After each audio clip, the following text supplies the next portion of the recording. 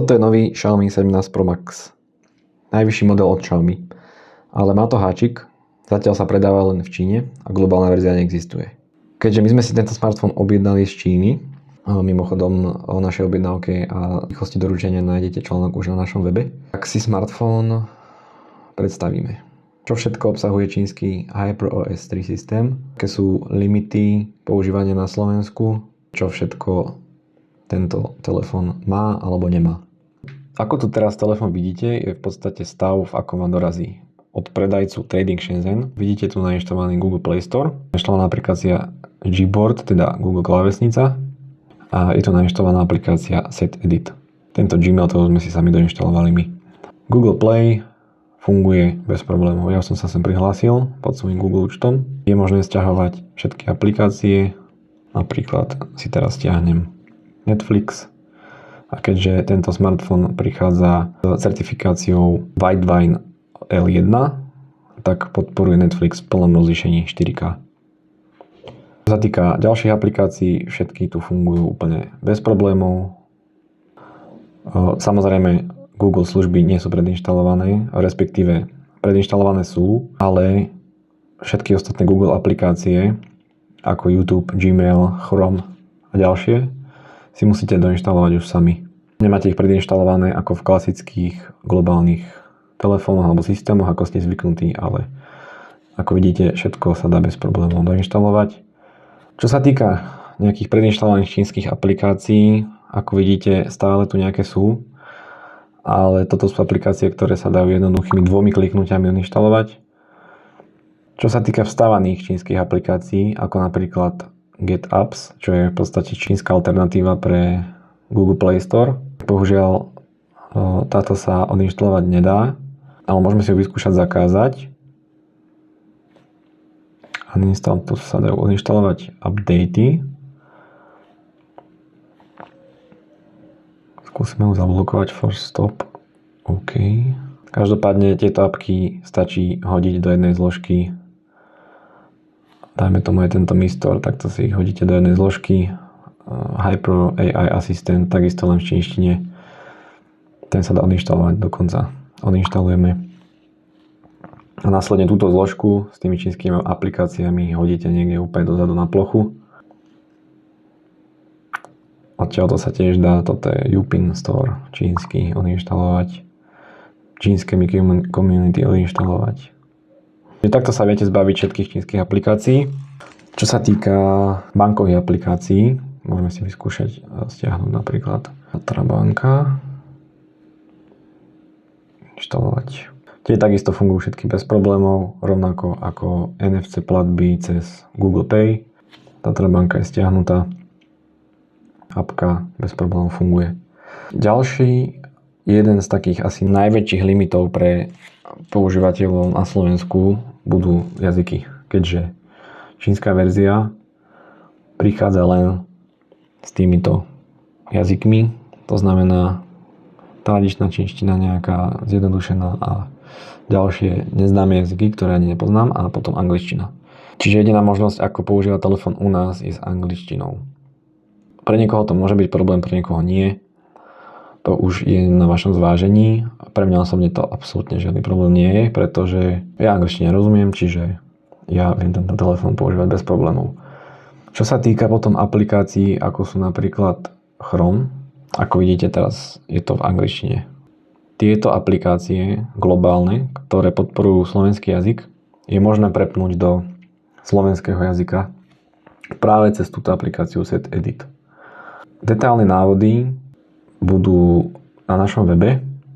Každopádne v týchto registroch sa dá zmeniť jazyk aplikácií na slovenčinu. Tým pádom máte v podstate Play Store, Gmail, Netflix, bankové aplikácie, Chrome, Facebook, Instagram, všetky aplikácie, ktoré používate najviac, máte plnohodnotne v slovenčine. Čiže v podstate len samotné nastavenia telefónu vám následne zostanú v angličtine. Ďalšia vec, na ktorú sa pozrieme, je čínsky search, alebo teda čínske vyhľadávanie, ktoré sa v podstate aktivuje takýmto swipenutím hore,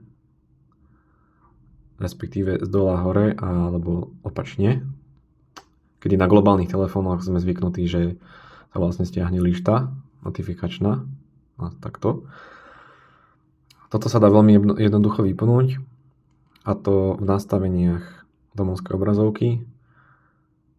Dáme more ako viac a následne túto možnosť zmeníme na že sa stiahne notifikačná lišta. Teraz už nám pekne funguje notifikačná lišta. Čo sa týka napríklad vstávaného prehliadača, tak ten je takmer celý v čínštine, minimálne tá domovská obrazovka. Možno by sa to tu dalo nejako nastaviť. Ako vidíte, nastavenia sú tu v angličtine, ale ja osobne tento prehliadač vôbec nepoužívam.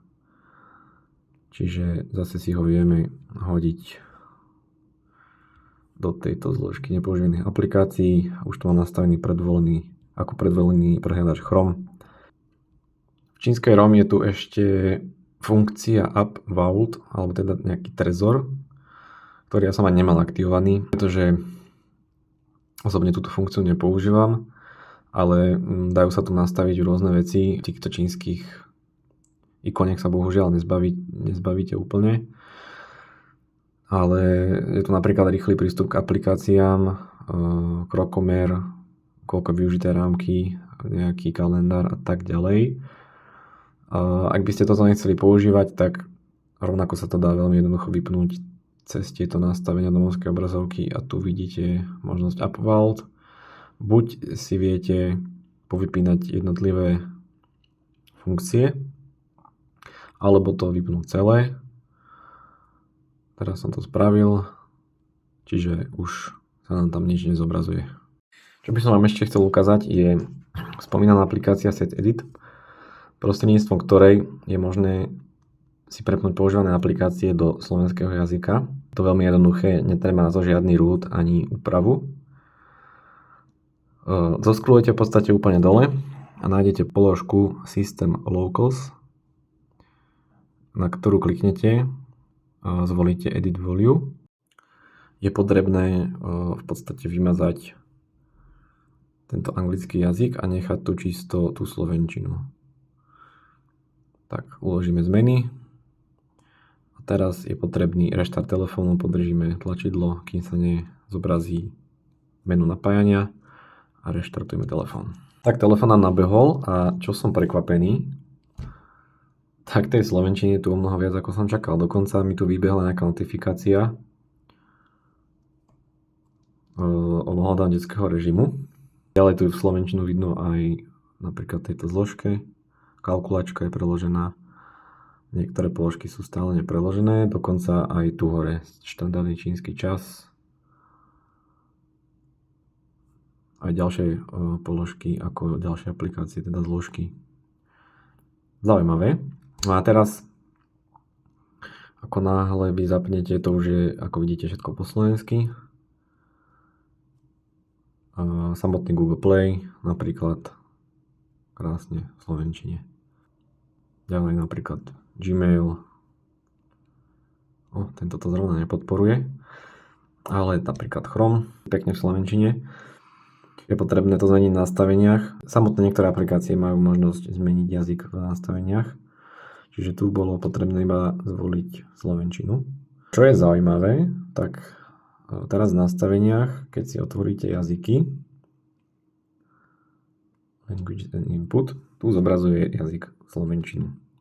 Aj keď samotné nastavenia nie sú preložené, respektíve niektoré veci sú, napríklad toto nahrávanie obrazovky, ako vidno, to je dokonca preložené celé. To je prekvapivé. Je to také čiastočné poslovenčenie telefónu, ale dôležité je, že tie aplikácie samotné fungujú.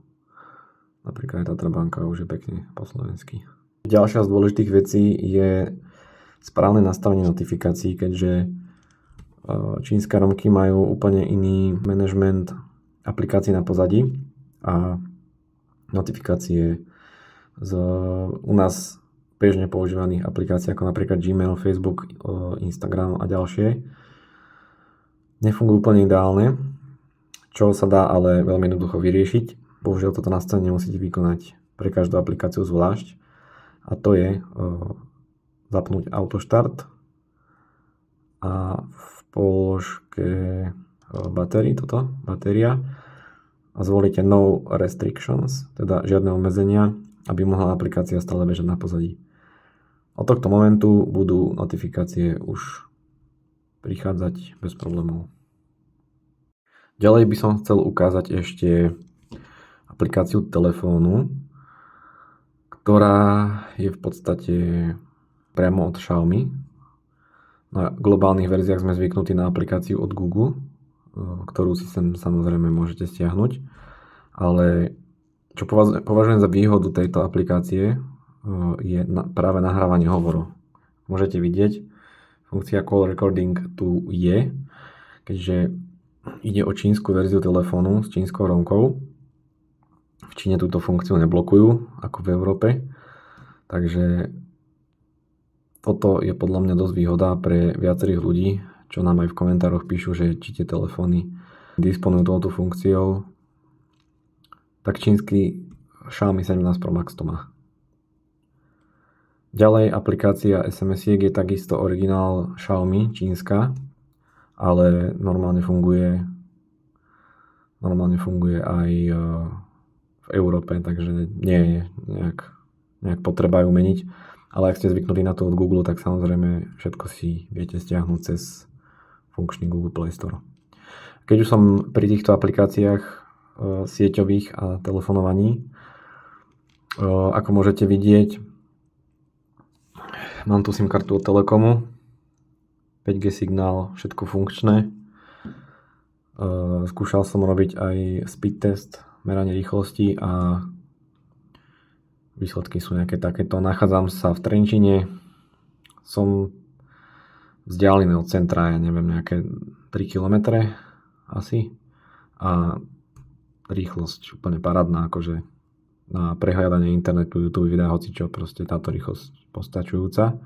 Čiže 5G plne funkčné, som si stiahol nejakú aplikáciu na zisťovanie pásiem, ale nabehla. Ako vidíte 5G, no toto mi robí, ona padá, ale 5G a band 20, teda pásmo 20 využíva. Ešte si ukážeme, ako vypnúť tohto docela otrávneho Hyper AI asistenta, ktorý funguje len v čínštine a tak či tak je u nás nepoužiteľný. Funguje to tak, že vlastne podržíte tlačidlo napájane dlhšie, ako náhle chcete reštartovať alebo vypnúť telefón, tak sa vám zapne ten asistent. A dá sa jednoducho vypnúť cez nastavenia, Additional Settings, teda ďalšie nastavenia a Gesture Shortcuts. A hneď prvá položka je Share AI. Toto je dokonca v slovenčine, ako môžete vidieť, tieto položky. Stačí to vypnúť. A teraz krásne je tu napájacie menu, ktoré je takisto preložené v slovenčine. Dajme si teda ešte zhrnutie všetkého nakoniec videa. Xiaomi 17 Pro Max v čínskej verzii je takmer úplne použiteľný na Slovensku. S niekoľkými obmedzeniami teda. Ukázali sme si, ako si vieme čínsky systém prepnúť čiastočne do slovenčiny. Ukázali sme si, že aplikácia Google peňaženka funguje správne. Ale čo by som chcel podotknúť je, že niektoré banky nepovolujú pridanie karty do tohto konkrétneho zariadenia, respektíve do čínskych verzií zariadení. Neviem, na základe čoho to vyhodnocujú, ale moja Tatarbanka, aplikácia, teda banka, mi to povolila bez problémov. Kartu mám v peňaženke a NFC platby sú plne funkčné. Ako ďalšie sme si ukázali teda, ako vypnúť to čínske vyhľadávanie, ako vypnúť Trezor. To, že nám plne funguje 5G na Slovensku, takisto aj v Čechách a v celej Európe by malo fungovať 4G, 5G, respektíve všetky siete sú podporované.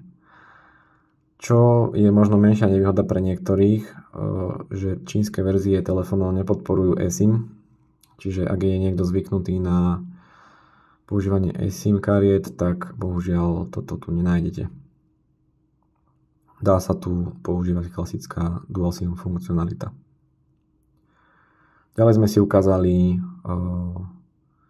aplikáciu telefónu. Medzi tým už som mal aj hovor, čiže som otestoval kvalitu telefonovania, ktorá je na výbornej úrovni, ale spomínal som to nahrávanie hovorov, že tu je táto funkcia, čo môže byť pre niekoho veľkým plusom. Ďalej sme si ukázali aj nastavenie notifikácií a teda z tých funkcií, ktoré bohužiaľ v čínskej verzii nefungujú, sú Android Auto. Toto tu bohužiaľ nefunguje. Ďalej som zistil, že nefunguje ani funkcia Quick Share. Ak náhodou niekto toto používal, ja som to napríklad využíval dosť na bezdrôtový prenos fotiek z galérie telefónu do počítača. Je to veľmi pohodlná funkcia, bohužiaľ toto tu nie je. A následne ešte možno nejaké hlasové aktivácie, či už Google asistenta, ktorý tu síce funguje, ale neviete ho vyvolať hlasom. A to je v podstate všetko. Pre niekoho to môžu byť veľké nevýhody, pre iného nie. Ale inak telefón je plne funkčný a dá sa s ním fungovať v bežnom živote. Dúfam teda, že vám toto videjko pomohlo. Na Slovensku takýchto videí asi veľa nenájdete, keďže sme jedna z mála redakcií, ktorá si tento telefón objednala. A sledujte aj naše weby XiaomiPlanet.sk a China Planet aj naďalej, aby ste ušetrili čo najviac peniažkov na vašich nákupoch. Ja sa s vami lúčim. Čaute.